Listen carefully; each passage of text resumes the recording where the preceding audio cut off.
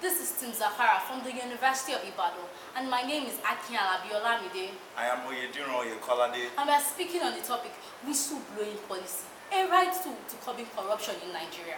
Festus Keyamo, a human rights lawyer and activist, said the war against corruption that seems to be a lost battle is now turning around to be a win situation and revival for the country. He also said, although we are not yet where we want to be, we have, however, taken a huge step forward.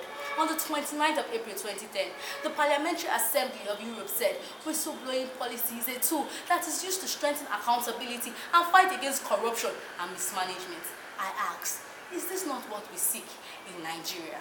Indeed, the policy in Nigeria may have a political undertone, but as the law does not require motive to prove some crimes, we also shut our eyes to the motive for blowing a whistle. All we ask is that a legitimate whistle be blown. Norway, Sweden, and Switzerland are countries that have been ranked by Transparency International as one of the top 10 least corrupt countries in the world, and they have an active whistleblowing policy. Somalia is a country ranked as one of the top 10 most corrupt countries in the world, and they do not have an active whistleblowing policy, while Nigeria, who has recently launched a whistleblowing policy, has left the rank of the top 10 most corrupt countries in the world. Is this not an indication that the whistleblowing policy is indeed a right tool to curb corruption in Nigeria? The policy in Nigeria has two dimensions: a thief whistleblowing on a thief, and an innocent whistleblowing on a thief. Away with the biblical allusion of let him that is not guilty cast the first stone, and because all are guilty, no stone is cast.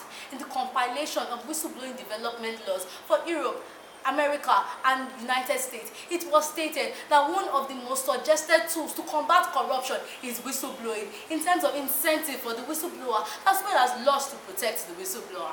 Syria is a member of the top 10 most corrupt countries in the world. They do not have any of this, and their situation leaves much to be desired.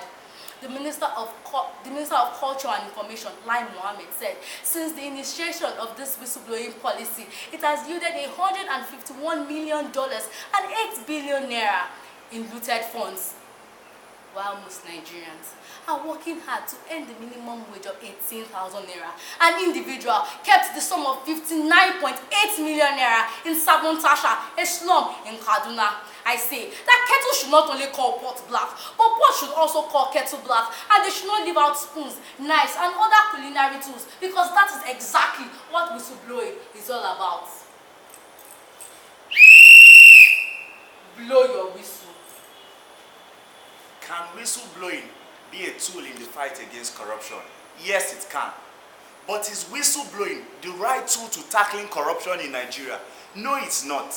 And the reason is this: just as you cannot cure a disease by treating only its symptoms and neglecting the root cause, so also you cannot cure corruption by focusing on just a part and neglecting the whole bunch. Because whistleblowing focuses more on financial crimes and misappropriation of funds. Little wonder it was reported on the 17th of July by the Punch News, quoting the Minister of Finance, Mrs. Kemi Adeosun, when she said that the whistleblowing policy is just a supportive mechanism.